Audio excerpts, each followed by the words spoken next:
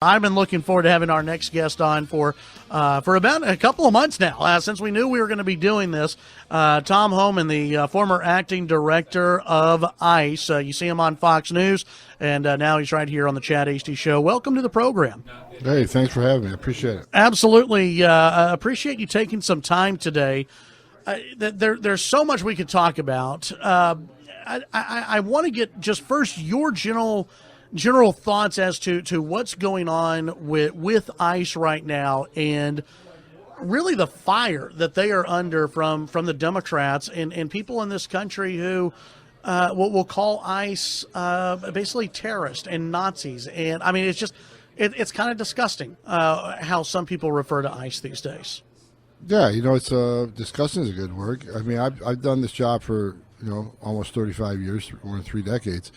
And I testified 2 weeks ago, and one of the statements I made to Congress, I never saw such hate for a law enforcement agency in my life. And the men and women of ICE, they're not making up what they do. Men and women of ICE are enforcing the laws that Congress enacted, but Congress wants to vilify them for it.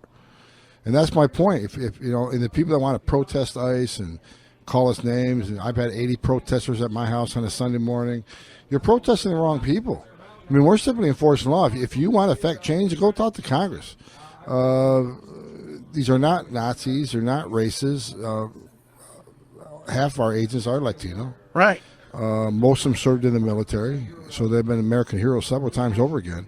They're simply, strapping a gun to their hip and defending this nation. And if you don't like the laws that they're enforcing, then go protest your congressman. Yeah. Don't protest the men and women that are putting themselves. They need the safety and security of their home every day to defend this nation. They deserve your respect.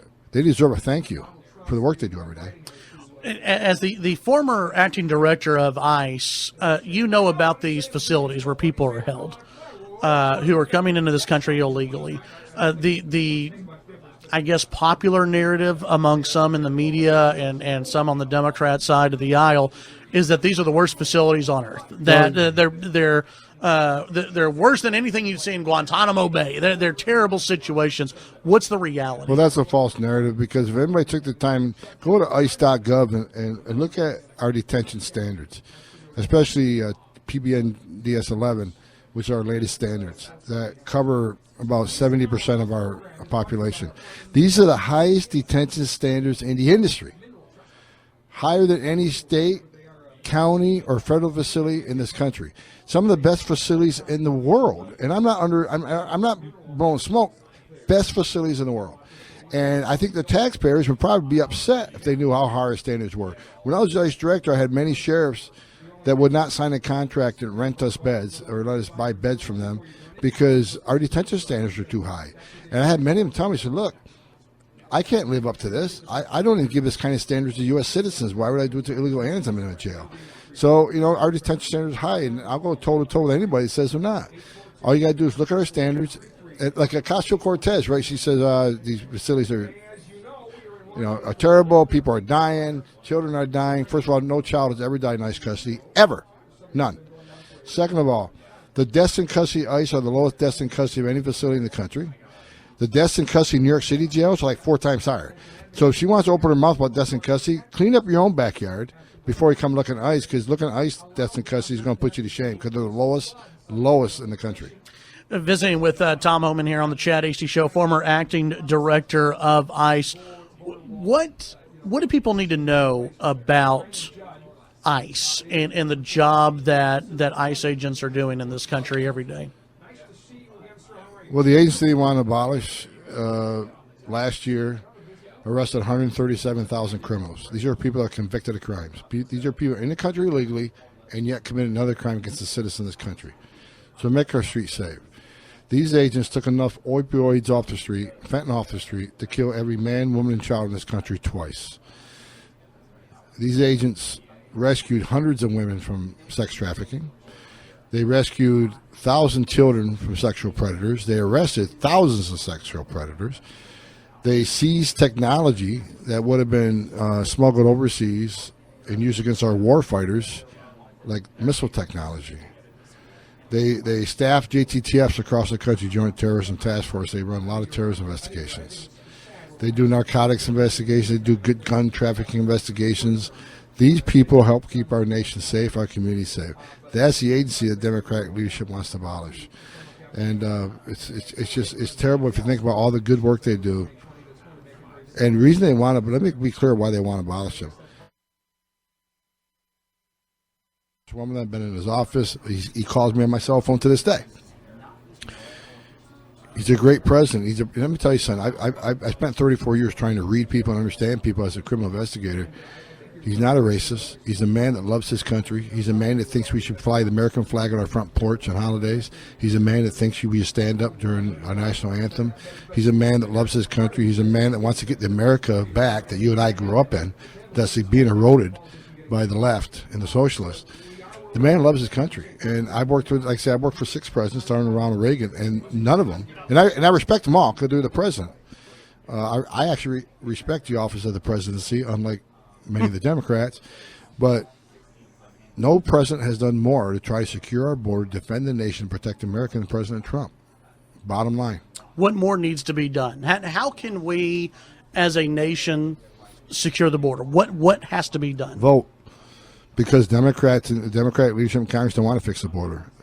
We've asked them for almost 3 years now to fix the loopholes that are causing this surge on the border, and they're refusing to. They won't have a single hearing about it. What are the loopholes? Asylum fraud. They need to readdress the levels of asylum. Number 2, the forced settlement agreement. We need to be able to detain families long enough to see a judge, which we did in the Obama administration. All of a sudden now it's a terrible, evil thing. And we need to change the TVPRA, the Trafficking Victims Act for kids, because kids from Mexico, once they're coming to the United States and we ascertain they're not a true victim of trafficking, they're quickly returned to Mexico. However, if you're from Central America and it's ascertained you're not a victim of trafficking, you get a whole different immigration process that takes years. So we want children of Central America treated the same as children of Mexico. These 3 loopholes would fix 90% of the problem on the border, and it would take 2 hours of Congress to change a few things. But they don't want to do it. Democratic leadership don't want to fix the border. So it's up to us. Look, we got a 56% decline on the border in the last couple months overall because this president stalled out of the box and doing things no other president ever done, and he did it on his own. Despite the resistance of Congress, not one person up there in Capitol Hill down the street has done one thing to help this president secure that border. It's the president fighting the fight, and we all be blessed that he's our president. Well, when you look at, I guess, the future of ICE, what do you think the future is going to look like? You know, we had Dale Wilcox on earlier talking about the sanctuary cities in America. To me, it just seems like you look at these Democrats who are running for office. They're all socialist. They all want open borders. They want free health care for illegal immigrants. If one of those guys win, it seems like it's going to be open borders for the United States, right? Yeah, I don't think we have a choice. If President Trump don't get reelected, we're in trouble. We're in trouble. We're going to lose this country. They already want to shut down all immigration detention, which is the reason 72% of everybody coming across illegally right now are families and children. Why? Because they can't be detained. And what are the Democrats proposing? We're not going to do any detention. Yeah. So now we're not going to detain single adults either. Once you don't, if you don't detain single adults, we lose the border because you're going to see chaos. And so there isn't a choice for Americans. The only choice is President Trump. Whether you like him or don't like him, you got to give him credit. He's talking the talk and he's walking the walk. Every politician runs for president talks, I want to secure the border, I'm going to fix this. He's actually walking the walk. And despite the resistance of Congress, he's succeeding. Mm-hmm. Just think for a moment what it would be like if Congress actually took their job seriously, because I don't care if Republican, Democrat. What's the downside in securing our southern border? Name one. Yeah. Because it's just not a humanitarian issue. It's a national security issue. Let me explain why. Because it's so busy down there with the families and children. Border Patrol says they got 50 to 60% of their manpower off the line, making baby formula, changing diapers, making hospital runs, which means the border's more vulnerable now than it has been in a decade. So if you're somebody in this world that wants to do harm to this country and blow something up, You're not going to be able to buy a plane ticket because of visa security program, too many intelligence checks. You're not going to be able to get a plane ticket because, again, all the intelligence checks done before someone gets a ticket coming to this country. You're going to come the same way 12 to 20 million other people came, especially now where half the Border Patrol is not on the line. That's what makes this a national security issue. And I was about to ask you, and then we'll leave. This will be a final question before we let you go on. You're a busy man. You're going to all these radio stations today. Terrorism. How big of a would people be shocked how many terrorists are caught by ICE? Look, the story was last year that, and we talked about, the president talked about terrorists coming across the southern border. He said you can't talk about any examples of terrorists being arrested. That's a bunch of bull. Yeah. Because when I was the ICE director, we detained known and suspected terrorists. So it does happen, but that's not the question. The question is not how many terrorists have we arrested. How many terrorists didn't we arrest? Yeah. With half the Border Patrol off the line, now is the time. I hate to say this, but I'm just speaking the truth. My concern is how many we haven't arrested. Right. We know there's sleeper cells here. And if we're really concerned about not having another 9/11, secure the border. A lot of things have changed since 9/11. Like I said, buying a plane ticket isn't so easy anymore because of DOD database checks and all the looking for derogatory information on people that are buying tickets. The visa security program has turned around tens of thousands of people that want a visa but haven't been able to get one because of derogatory information out there. Coming through the border illegally, around the Border Patrol, there's no checks. So this is why this president's taking this a serious issue. He needs to talk about it more. This is why this issue is not just a humanitarian issue. It's a national security issue. And God help us.